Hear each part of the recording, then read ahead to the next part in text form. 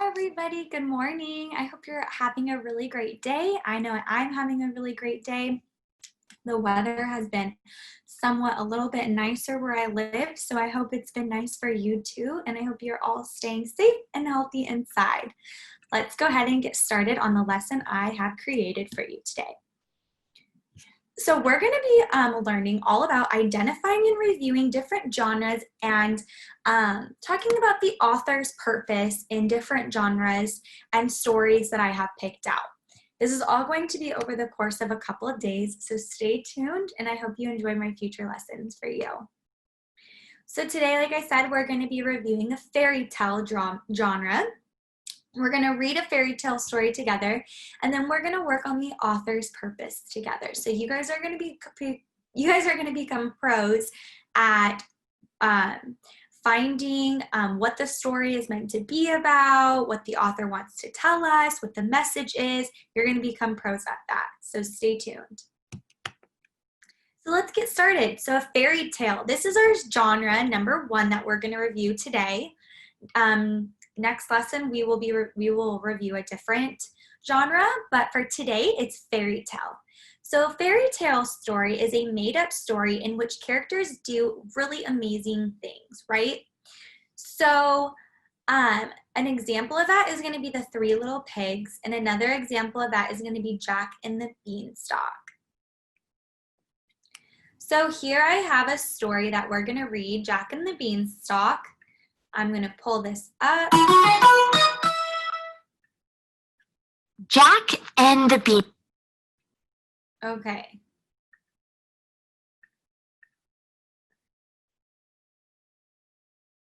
So Jack and the Beanstalk.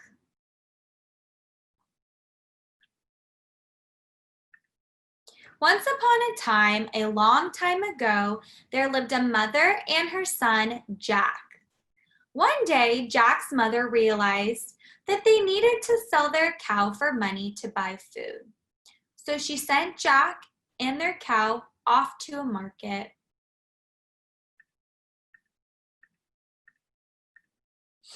On his way, Jack came across an old man who told him he had magic beans for sale.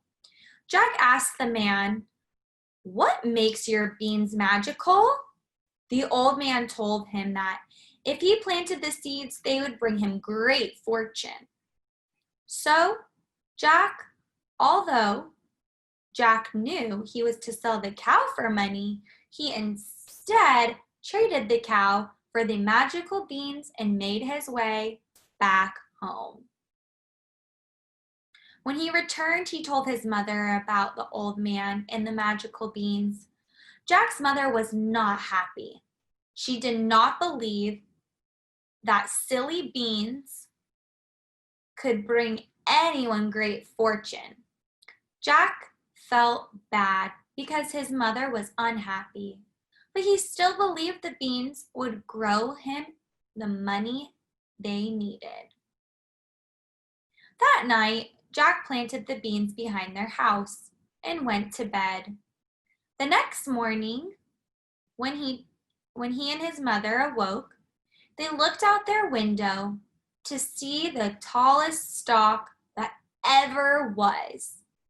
They looked up, and the big stalk was growing into the sky. "I wonder where it goes," Jack asked his mother. "I think I will climb up and see." Jack's mother wished him not to go, but Jack was certain there was something wonderful at the top. So he began to climb. He climbed up and up until he reached the sky. At the top of the stalk, Jack came to a wonderful land full of beautiful gardens and lush forests. As he looked ahead through the gardens and woods, Jack saw a magical castle. Just as he was making his way towards the magnificent palace, a small fairy appeared. The fairy approached him and said, "Welcome, Jack, to your new home." "My new home?" asked Jack. Why, yes, this castle has been here for you since you were a little boy. There's just one problem, explained the fairy. What's that? Asked Jack. There's an ogre who took over the castle and he believes that it is his to keep. You will have to convince him that it belongs to you in order to have great fortune you seek. Jack thanked the fairy for her help and made his way to the castle.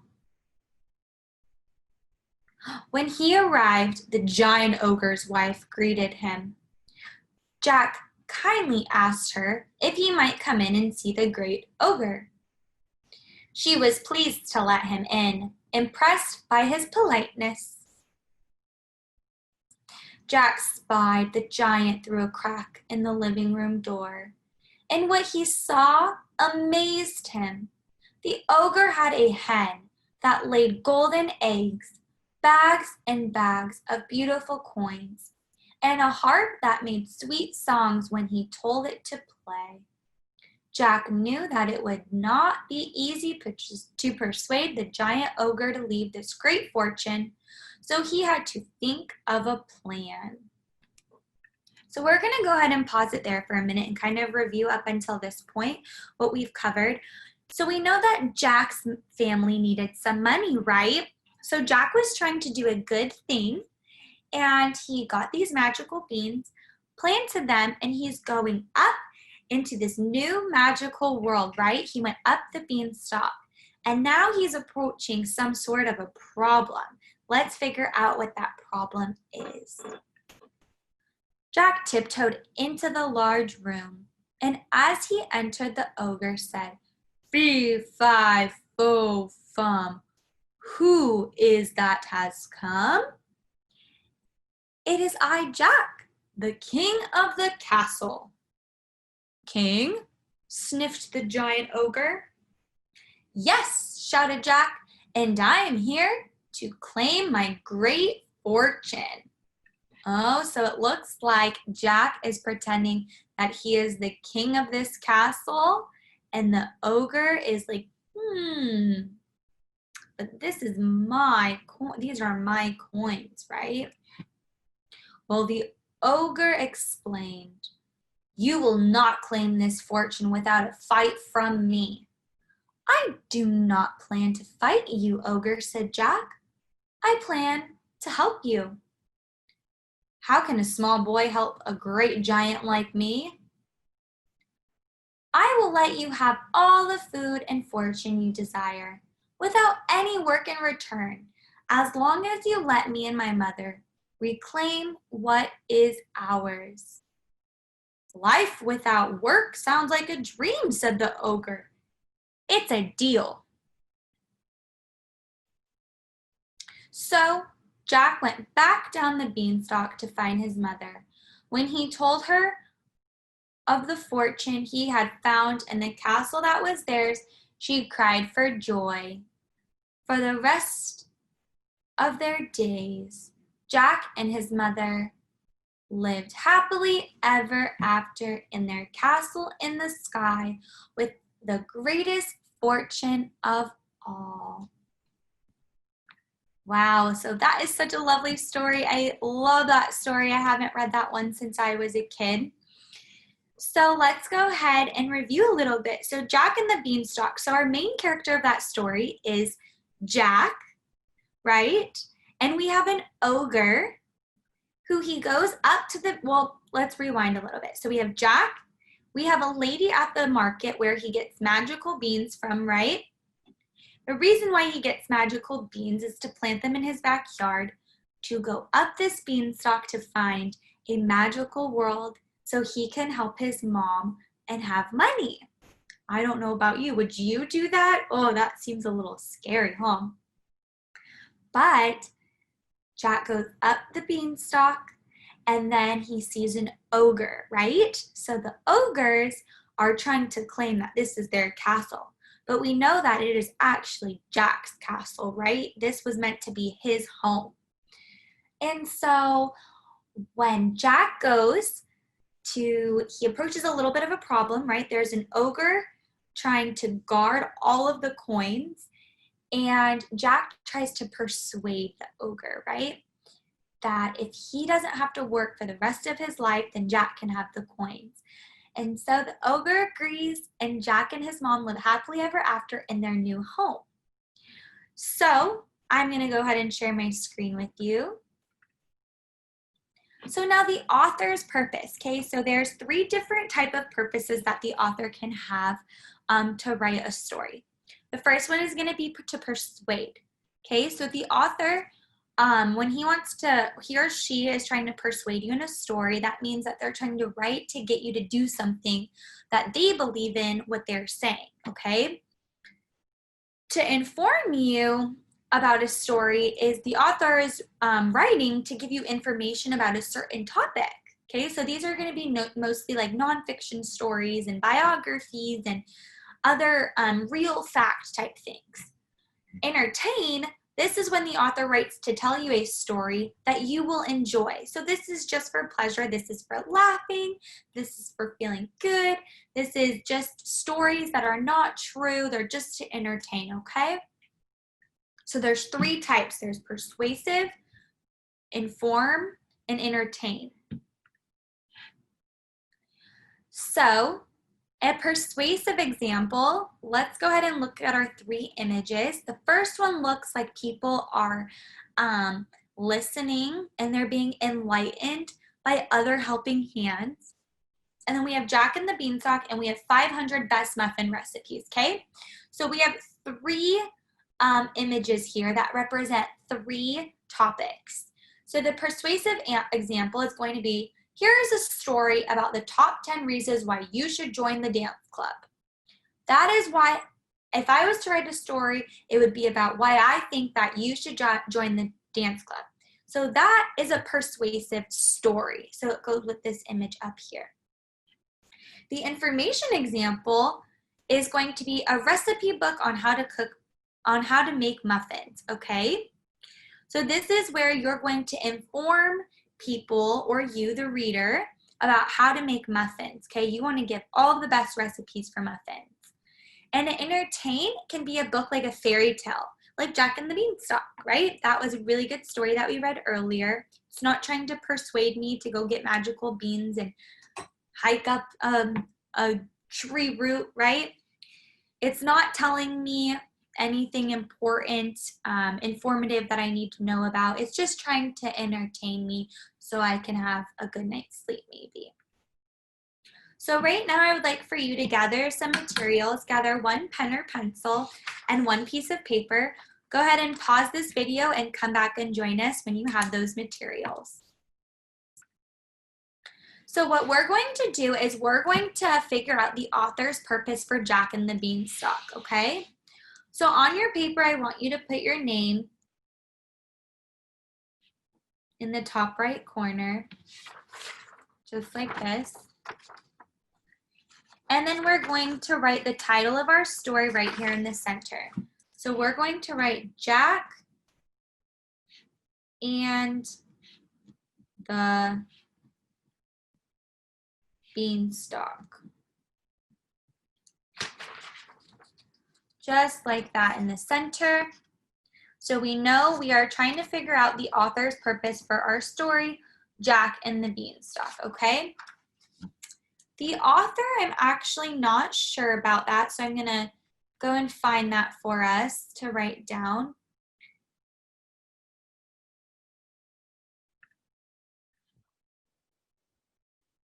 So we have the author of the book right here. It says by Stephen Kellogg. That is Stevenkellogg.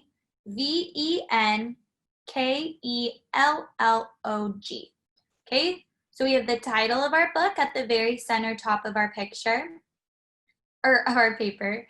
And then we have the author of our story, Stephen Kellogg, okay? The next thing we're gonna think about is, was this story a persuasive story? Was this story an informative story? Or was this story written to entertain us, okay? So think about that. A persuasive story is a story where I'm trying to persuade you to go along with my idea. Okay, so this is our example that we use. I'm going to write a story about the top 10 reasons why you should join the dance club. That is a persuasive story. An informative story is going to be something where I give you so much information. So if I have the best muffins in the world, I'm going to write a recipe book about the best muffin recipes in the world, right? And then to entertain, our entertaining stories are going to be about fairy tales and stories that make us laugh and stories that help us go to bed, right? Stories that are like where the wild things are. Cinderella is a entertainment story, right?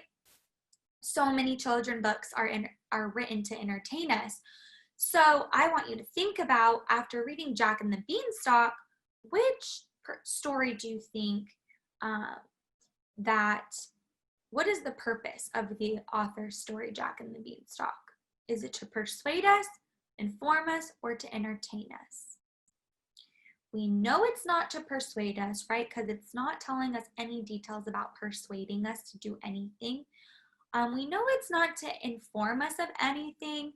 We know that Jack got some seeds to plant in his backyard, but that's not really to give me any ideas or anything. But what it can do for us is it can entertain us. So the author's purpose of this story we are going to write is to entertain. I will show you. So just go ahead and write entertain. Okay, so we know that the author's purpose of our story is to entertain. The next thing that we're going to write is some supporting evidence, okay? So how do we know that the author of this story wanted to entertain us, right? Think about that. What happened in this story that was so entertaining? There could be millions of ideas that you might have. A few ideas that pop up in my head are going to be, it was entertaining because Jack planted magical seeds. He saw an ogre, which that is not even real, right? Ogre is a made-up character. So that was very entertaining, and him and his mom lived happily ever after. So that to me is very entertaining. You might have a different idea in your head, but together we're going to write this. If you want to write my idea down with you, go ahead. So we're going to write together the evidence, and I will write that word for you. So go ahead and write evidence, and we're going to write our evidence to support how we know for sure that this is an entertainment story. So we can write Jack went to the market. Just like that. Jack went to the market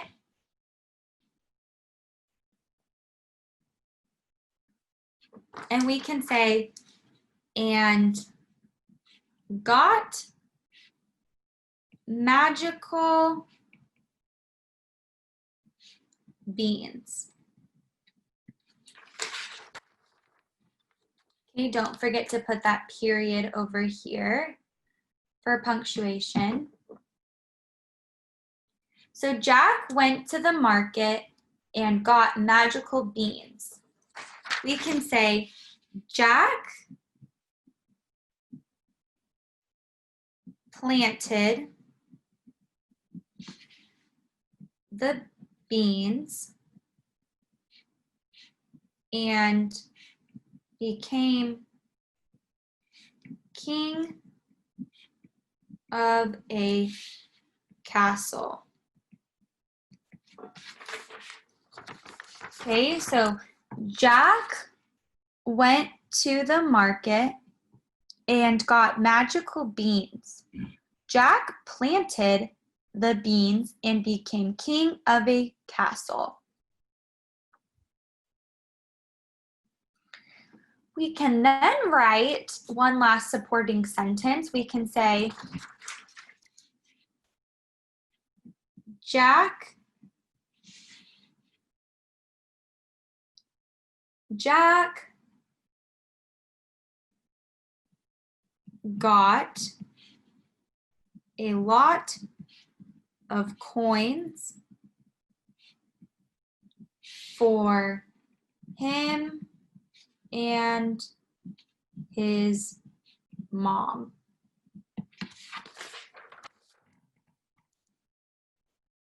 So we can say Jack went to the market and got magical beans. Jack planted the beans and became king of a castle. Jack got a lot of coins for him and his mom. They lived happily ever after. Right? So they lived happily ever after. And that's how we know that this story was written only to entertain us, right? This was totally an entertainment story because I don't know about you, but it's so exciting to read about a fairy tale where a little boy went and got these magical beans, something that we know isn't real, is super entertaining, and he met an ogre and became super rich from those beans and had all the money for him and his mom. I'm going to share my screen with you again. So now we just figured out the author's purpose for Jack and the Beanstalk. So I want you to identify what the three types of pieces in the author's what are the three types of author's purposes, right? Remember we decided that this one was entertainment, so that's one. So there's two more. So there's persuade, inform, and entertain. So did we achieve our objective? Yes, you were able to identify the author's purpose of Jack and the Beanstalk by providing supportive evidence from the story. So what we did here was we identified this story, Jack and the Beanstalk. We identified the author. We identified what type the author's purpose was. So we said that was an entertainment story, and we gave evidence to support our finding, right? You always should back up your evidence, right? And that's exactly what we did. So I challenge you to read a story at home, determine the author's purpose of a story, and share it with a family member in your home. Thank you so much for tuning into my lesson, and I will see you next time.